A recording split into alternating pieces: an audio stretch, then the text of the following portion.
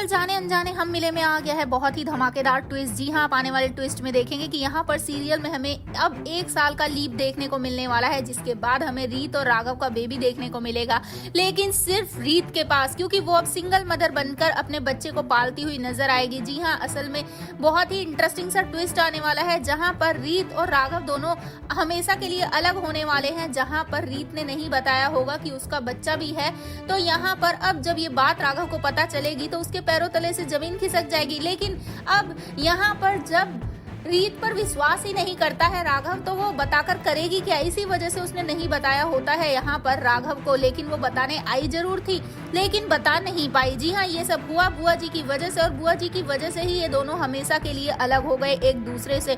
लेकिन इसकी सजा तो बुआ जी को जल्द ही मिलेगी, क्योंकि अब बिजनेस वूमेन बनकर लौटने वाली है यहाँ रीत, और साथ ही अब वो इन सबको सबक सिखाने वाली है जिसने उसके साथ गलत किया है। और अब राघव सारा ब्लेम उसी पर डाल देगा और कहेगा कि तुम्हारी हिम्मत भी कैसे हुई, तुम्हें पता था कि मैं अपने होने वाले बच्चे से कितना प्यार करूंगा, लेकिन फिर भी तुमने मुझे नहीं बताया। जिसके बाद रीत कहेगी कि तुम्हें तो अपनी बुआ जी पर विश्वास था ना, तो तुम मुझ पर विश्वास क्या करते?